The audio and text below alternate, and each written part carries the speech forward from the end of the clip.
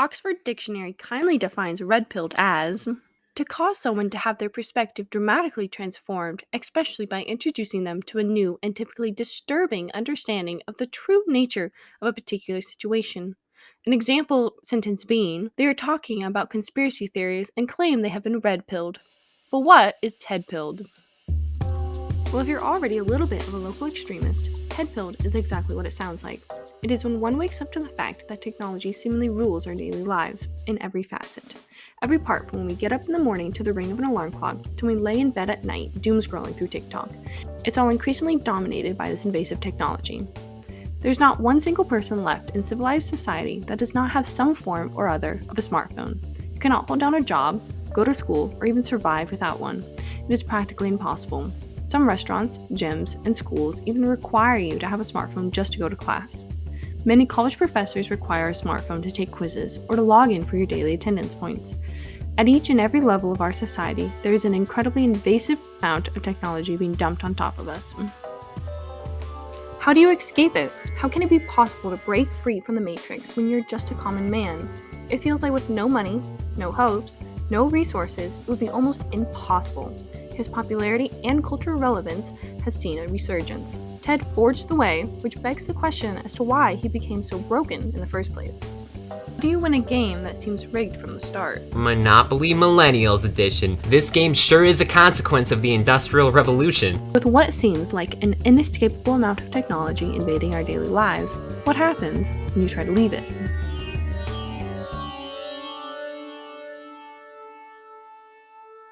What was it? Just between us. When did it all click? Theodore Kaczynski started out life as an exceptional young man. He went to Harvard at the age of just 16 and had an astonishing IQ of 167, said to be higher than that of Einstein. He graduated with a PhD in mathematics in 1967 and taught as a professor of mathematics at multiple universities. His turmoil started when he had a falling out with local colleges where he worked. He moved from the city out to the rural Montana woods where he lived in a 10-foot by 10-foot cabin that he built himself. A Montana real estate agent is offering potential buyers a chance to own an infamous piece of U.S. history. 1.4 acres of land, once owned by the Unabomber Ted Kaczynski, is on the market for just under $70,000. In this online listing, the property is described as one of a kind and obviously very secluded. He had no running water and no electricity. Why would he do all this? Well, Ted had the same realization as the tech giants in our first video. Technology is borderline evil and impossible to escape from without millions of dollars or pure isolation. No? Well, for me, it all began in Chicago. There is no running water or electricity. Photos posted on northwestnational.com show tall trees, chain-link fences topped by barbed wire, and a tree with FBI carved into it, though it's not clear why. The property does not include the cabin where Kaczynski was captured in 1996. It is on display at the museum in Washington, D.C. The listing agent for the Montana land said he could not immediately comment on the sale. Kaczynski is serving a life sentence for killing 3 people and injuring nearly 24 during a nationwide bombing spree between 1978 and 1995. Sandy Kozel, The Associated Press. One day, this mockingbird began singing in the backyard there, that puffed up confidence, just belting out his song. And I began to realize that the mockingbird was singing the car alarm. Beep, beep, beep. You know the one? The Netflix series Manhunt Unabomber embellished the fact a little too much. The whole scene depicting a meeting between the lead detective and Ted never even happened. It was supposed to, but Ted changed his mind at the last second. There's some truth to the moment when everything becomes clear and you have this historic epiphany of forbidden knowledge. Ted described his own awakening moment when he discovered a logging road had been bulldozed right through his favorite patch of forest. He vowed from then on to become more deadly. For me, it was the part about driving. Every time I got in the car, I thought about it. The more I drove, the more it made sense.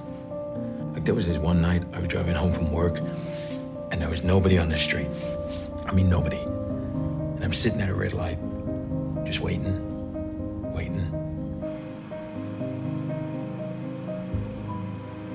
And there's no cars anywhere. Still, I sat there. I obeyed. That's when I realized it's not about technology, it's not about machines. It's about what they're doing to us. It's about what they're doing to us, what they do to our hearts, because our hearts are no longer free. You wanted to be free, right? This is my favorite scene from the series. Ted does talk about cars as a form of slavery in his manifesto, and I think of the concept every single time I drive. This article also addresses some things about the Hollywood version that I think are funny. The main detective never cheated on his wife. Why does Hollywood literally lie about a true person to make them look like a cheating dirtbag? They are always promoting sexual promiscuity and destroying the family unit. The other lie from the show is the token woman of color FBI agent. She never existed. It's too bad because there were many female FBI agents of not color that contributed to the case. Unfortunately, they didn't get to be in the show. I wanted your human dignity, your autonomy. Everybody wants that. People want it so badly, they're dying by the thousands every day just trying to salvage some of their humanity. I love this article because it summarizes exactly what we're talking about. There has been a resurgence for Ted and his writing. He was suppressed and has now resurfaced in cultural relevance. I'm upset that this bitch attributes the phrase Ted-pilled to some boomer bullshit urban dictionary. I fucking came up with that phrase on my own in my memes years ago. All these new TED memes, after years of silence, reflect how society is changing to again express disdain for so much intrusive tech. No, I don't want a fucking subscription service for the heated seats in my car. Did you know that you can pay a monthly subscription to increase the power and acceleration from your electric Mercedes-Benz just like you pay for Netflix? That's right, the package is called Acceleration Increase, and for $1,200 a year or $100 a month, you can increase the 0 to 60 time on the EQS SUV by 1 second. So yeah, it's not just BMW and Tesla, every automaker is starting to do subscription services. For example, remote starting this through the Mercedes app will cost you an extra $35 a year. Unlocking the dash cam on your Benz will cost you an extra $16 a month. Now, if your Mercedes gets stolen, they will help you find it, but for $2 a month. Oh, and the craziest one here, the EQS SUV has rear wheel steering that turns the rear wheels by 10 degrees. Now get this, the 10 degrees is standard in the United States, but in other countries you get 4.5 degrees as standard, but you have to pay an extra $47 a month for the other 5.5 degrees. Why? Where's the Ready Player One virtual world? This is not the dystopian tech future I wanted. The future is gay and expensive. Okay, think about this. More people have died from suicide in just the time we've been talking than I allegedly killed in my entire career. More people died from antidepressants, plastic surgery, fast food. Why is everybody so terrified of me? And ask yourself this question. Why are these men in suits so desperate to prove that I'm crazy? I will tell you. It's because they know that I'm right. I'm awake. They're asleep. And they're terrified they might have to wake up to and turn off their cell phones and their TVs and their video games and face themselves the way that you and I have. All of that to say this. All these memes, all these movies, they are all examples of how Ted's message resonates with a younger audience now more than ever. There's something beautiful about memes as a tiny window into the human condition. Something isn't funny without a seed crystal of truth. The truth is, people are fucking miserable. The boomers went to college, bought houses, and retired with no credit score. Then left us all out to dry. People are being re-inspired by Ted's work because it gives us a glimpse into what a society without evil megacorporations might look like. Now I want to stop for a second and delve a little bit into what Ted writes about the power process and what makes it so palpable to today's younger audience. The first part of Ted's manifesto explains how human beings are task-oriented creatures and how much of our daily lives is unfulfilling. Your ancestors got their spiritual satisfaction from the basic tasks of surviving, hunting, fishing, gathering, and fighting predators, not from endless employment at a dead-end job. Basically, this generation is they're like trust fund babies with freedom because they're so far removed from having to fight for freedom that they just take it for granted. That's an interesting way of describing it. Yeah. Trust fund babies with freedom. That's Ayan. She's just brilliant. Yeah, she is brilliant. That's a great way to look at it too, but it's very hard for people. Without struggle, I think people don't know what to do. Yeah. And they create problems that don't exist. With no natural predators and the needs for survival always met, humans have filled their lives with other sources of spiritual satisfaction that Ted calls surrogate activities. He explains that these so-called surrogate activities fill the void that we as human beings have with leading unfulfilling lives. In section 87, he writes, "The motives of scientists. Science and technology provide the most important example of surrogate activities. Some scientists claim that they are motivated by curiosity or by a design to benefit humanity. But it's easy to see that neither of these can be the principal motive of most scientists. As for curiosity, that notion is simply absurd. Most scientists work on highly specialized problems that are not the object of any normal curiosity. For example, is an astronomer, a mathematician, or an entomologist curious about the properties of isopropyl trimethylene methane? Of course not. Only a chemist is curious about such a thing. And he is curious about it only because chemistry is his surrogate activity. Is a chemist curious about the appropriate classification of a new species of beetle? No, that question is of interest only to the entomologist, and he's interested in it only because entomology is his surrogate activity. If the chemist and the entomologist had to exert themselves seriously to obtain the physical necessities, and if that effort exercised their abilities in an interesting way, but in some non-scientific pursuit, then they wouldn't give a damn about isopropyl trimethylene methane, or the classification of beetles. Suppose that lack of funds for postgraduate education had led the chemist to become an insurance broker instead of a chemist. In that case, he would have been very interested in insurance matters, but would have cared nothing about isopropyl trimethylene methane. In any case, it is not normal to put into the satisfaction of mere curiosity the amount of time and effort that scientists put into their work. The curiosity explanation for the scientist's motive just doesn't stand up. This is kind of funny to me as an actual chemist. This is the reason being Ted-pilled has recently resurfaced. Our pop culture reflects how Ted's message resonates more than ever with the younger generation. The majority of millennials lead an unfulfilling life of monotonous labor at the local Walmart. I don't want to be a chemist for the rest of my life working in some lab. I want to live on a farm, have a family, have a garden. Now, more than ever, our smartphones, game consoles, and smart devices leave us feeling disconnected from society. After the COVID-19 lockdowns, a new generation was left stranded, never knowing how to truly socialize outside of the chat room. What makes you human? It is my belief that the human experience is in danger. The things which make us inherently human have slowly deteriorated since the advent of agriculture. If you picture the natural environment of an ancient human being, the first thing that comes to mind is a hunter-gatherer culture. The connection between mind and body is being eroded by the superficial. You can't be human and also work a 9 to 5. You cannot be human unless you live in an environment which is conducive to humanity. Now, what is this environment, you ask?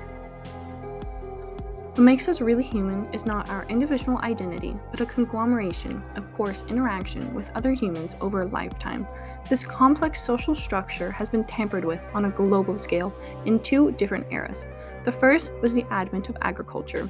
This yanked us from our natural environment of hunter-gatherers and pushed us into small villages and towns. We did not domesticate plants, but the plants we grew domesticated us. This was the beginning of the end for humanity. Agriculture enabled the explosion of our population with the ability to grow more food on less land. Agriculture only took 7,000 years before the Industrial Revolution. The Industrial Revolution drew us from our farms and content self-sufficiency to a reliant relationship with government and big businesses. This has benefits and detriments. We have iPhones now, but when was the last time you saw your grandmother? How many days out of the year are you with your children, your tribe, your family? It has allowed our population to flourish, but if it does so at the cost of making humans into miserable creatures, is it really better?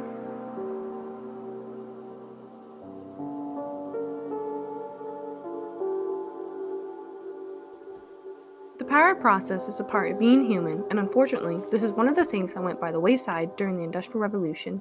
Just as we were domesticated by agriculture because it allows us to dedicate labor to different proportions than we're used to, i.e., allowing us to have people who specialize in weighing books, studying medicine, and coming up with laws or math, the Industrial Revolution made it so that the creation of our minds are slowly enslaving us. Inevitably, The mechanical arm will live more than one of flesh and bone. The mechanical brain will compute exponentially more than one of flesh and blood, and in return, flesh and blood will begin to atrophy. Solution: you need a common belief everyone can get behind that is simple enough for the left half to understand and meaningful enough for the right half to devote time and energy to defend and follow. I believe this is decentralization. We currently live in an era where one man makes decisions for more other people than ever before. During all other eras, theirs is called tyranny. They have managed to consolidate power by not changing their leading styles after we invented nitrogen fertilizer. When nitrogen fertilizer was invented, we were able to grow more than 4 times the amount of food on the same amount of ground. This, in conjunction with the Industrial Revolution, caused the amount of farmers necessary to grow food for the rest of the world to drop, and the population to quadruple. More people not dedicating their lives to farming means that there are more people that can invent gadgets and labor-saving tools. You would imagine that we were more free than ever, but in fact, we work more hours than any of our ancestors and pay more taxes than any of our ancestors.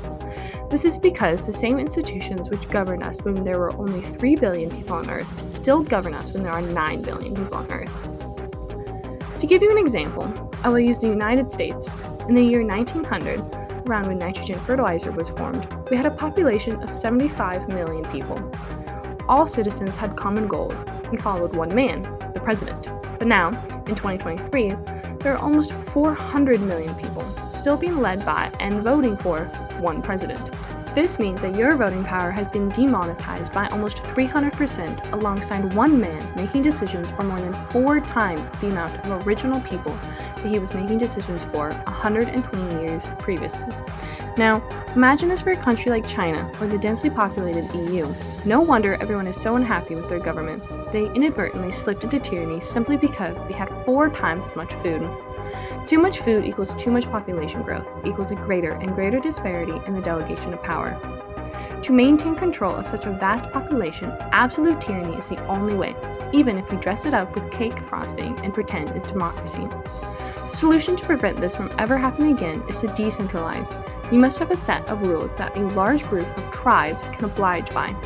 This would look like a network of decentralized, autonomous, self-sufficient tribes. These tribes would be limited in size to the Dunbar number for adults, critical max number of people which one person could reasonably have meaningful interactions with.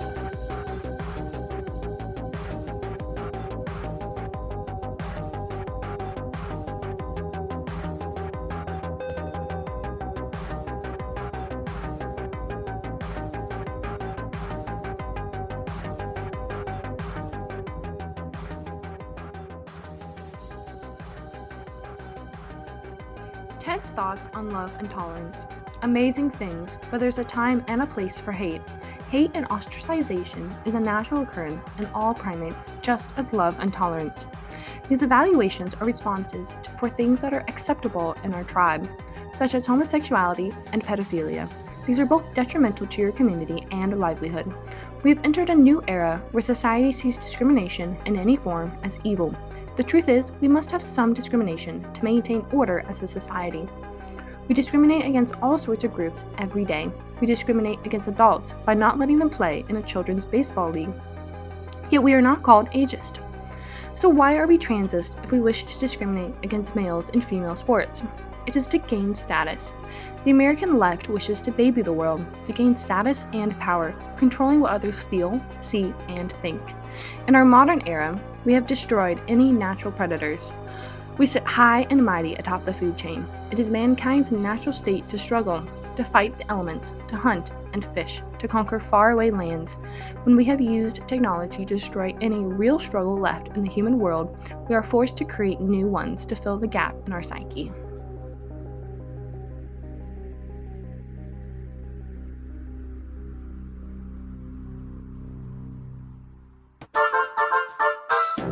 Hey folks, viewer mail time again. Oh, here's one from Ted Kaczynski. Dear Pig, aren't you interrupting the story at the most suspenseful part? Well, the answer is yes. Ted. Yes, I am. Keep those cards and letters coming.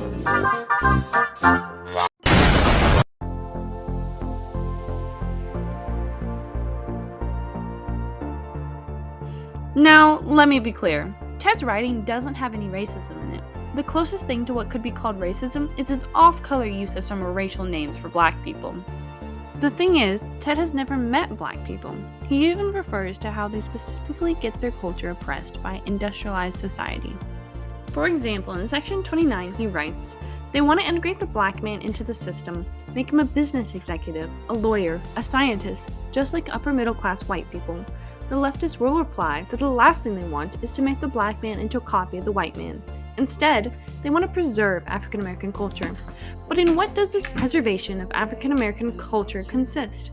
It can hardly consist in anything more than eating black-style food, listening to black-style music, wearing black-style clothing, and going to a black-style church or mosque. In other words, it can express itself only in superficial matters. In all essential respects, most leftists of the over-socialized type want to make the black man conform to white, middle-class ideals. They want to make him study technical subjects, become an executive or a scientist, spend his life climbing the status ladder to prove that black people are as good as white."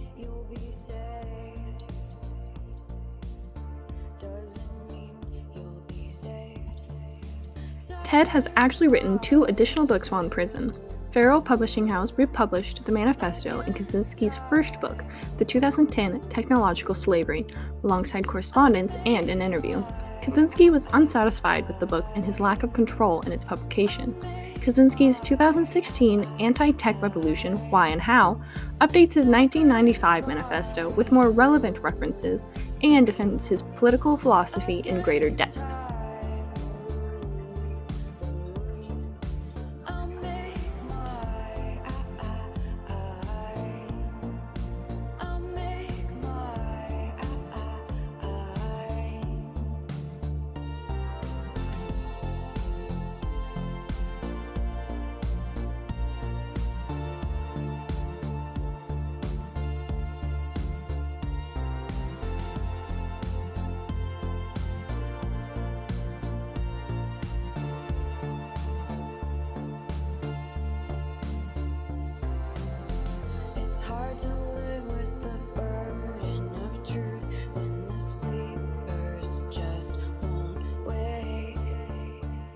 Ted also shows no remorse, stating that morality is a tool used by the system to keep people from fighting back against it.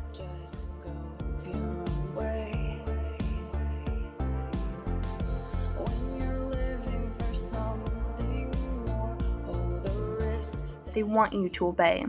They want you to be a sheep, like they are sheep. Obedient, unquestioning piece of machinery. Sit when told to sit. Stand when told to stand. They want you to give up your humanity, your autonomy for a paycheck, gold star, bigger TV. The only way to be human, the only way to be free, is to rebel. They'll try to crush you. They'll use every tactic they have to make you obedient, docile, subservient, but you can't let them. You have to be your own master, whatever that takes. Better to die a human being than to live as a purposeless cog in their machine.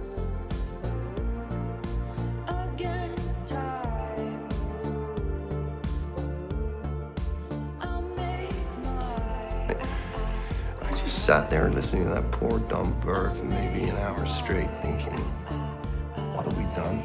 How wrong that was. And it stuck with me. I kept coming back to it, just trying to figure out where in the world we had gone so wrong that it had ended up here. And then, bang, just as in the last same thing. The rates for girls go shooting up. So the rate for 15 to 19-year-old girls is up 62% since 2009. Now notice the rate for the millennials, that is the rate for the oldest girls, age 20 to 24, that's only up 17%. So whatever happened, it's not affecting the millennials. It's affecting Gen Z. Sorry, 10 to 14-year-old girls. These are preteens. Okay, they didn't used to cut themselves. They used to have very low rates, but bang, beginning in 2010, it shoots up. It's up 189%. It has nearly tripled in the last 5 or 6 years. What's the cause? We don't know for sure, but the reason why, so because of the huge sex difference, the leading candidate and the timing, look at that timing, is social media. So if you look at what happened in this country and all around the world, Facebook opens up to the world in 2006. You don't have to be a college student, But very few teenagers have a Facebook account in 2006. 2007, the iPhone comes out, but it's very expensive and very few teenagers have one. By 2010, 2011, around half of American teenagers have an iPhone or Samsung. They have a smartphone and they have access to social media in middle school. Because even though for Facebook and Instagram, I think the minimum age is and was 13, my son is 12. A lot of his friends have Instagram. You just lie. So middle school kids are now getting on social media. By 2010, 2011, you've got a lot of them. And that's what I think is the main cause of this, because social media does not really affect boys very much. But man, does it affect girls. Why is that? So if you look at, a couple of reasons. First, look at the nature.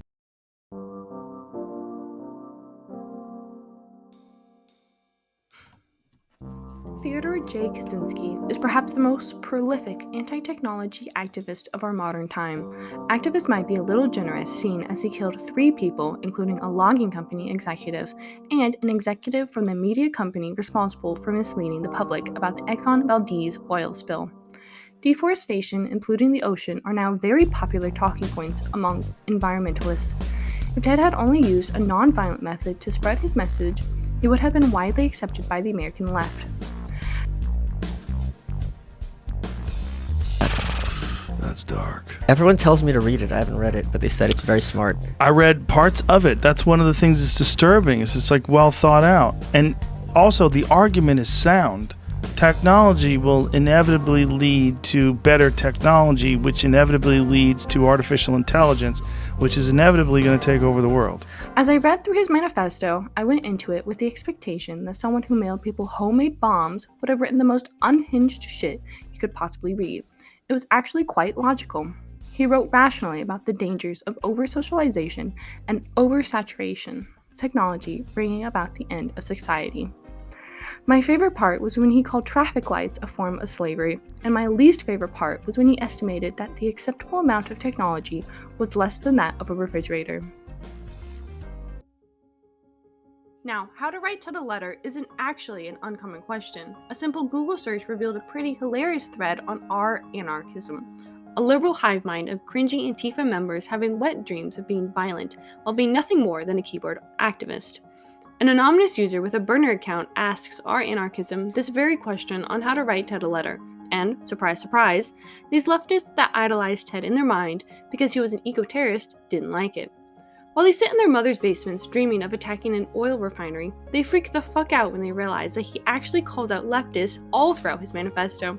So this Antifa goon that idolized Ted for his violence to the point that they wanted to write him a letter, even though they are city slickers and have never written a letter in their life before, had not even read his manifesto. And I'm not saying that to be dramatic, they actually admit on the Reddit thread that not only have they never sent a letter in their life before, they don't even know how to send one. Sorry that the visuals are so bad, but it's a government website for a prison. What do you expect? For such a larger-than-life figure who has his own Netflix documentary, it's amazing that Ted is just a normal prisoner. Each prison has its own public website where anyone with an internet connection can just look up an inmate. Ted is usually held at a Supermax prison in Florence, Colorado. ADX Florence, the Alcatraz of the Rockies, is an American federal prison in Fremont County, but he has currently been transferred to MC Buettner, an administrative security federal medical center, or in other words, a prison hospital. He is currently 80 years old and has spent 24 plus years incarcerated, so his health could be declining. Here on the FMC Buettner website, we can find exact instructions on how to send Ted a letter. They even have a 25-page document meticulously detailing how mail for federal prisoners is handled. For starters, you cannot send Ted money, nude photos, or anything with an explicit sexual connotation. As for more limitations to your words, you cannot send Ted anything too racist, sexist, or gayist, as these present a danger to prison safety. Each letter sent to Ted is read prior to being given to him, and copied to be added to a FBI-esque museum for his correspondences. Then, your name will be added to the FBI domestic watch list. But don't worry, I'm already on it. I wrote and mailed Ted a letter, which I will read for you now. Good evening, Mr. Kaczynski. I hope this letter finds you well. While I do not live in Montana, I do live in a state that borders it. I have traveled there many times, and nowhere else have I found more beautiful hunting and fishing. It is truly a marvelous place where one can find peace on the prairie. I think often of the future you envisioned, where society can live humbly, free from the bonds of technological slavery. Your works and your manifesto have given me a newfound appreciation for nature and the outdoors. One day, I hope mankind will see the error of its ways, the deforestation, pollution, and corruption which we all have taken for granted. Your writings are an excellent read, and many of the topics you discuss still ring true many years later. But few heed its warning. One day, our country will have a great awakening and a chance at a better future. I look forward to raising my family with these values in mind, teaching them sustainability, rural living, and dependency from an ever-growing intrusive society. It seems today that each and every one of your predictions about the dangers of technology have come true.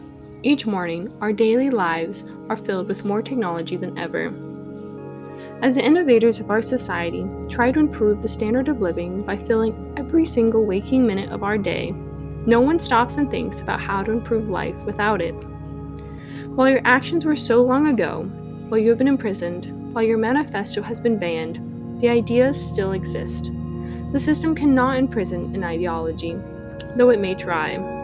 While so many people today dismiss the dangers of an industrialized society, there are a few of us who still believe. Sincerely, a local extremist.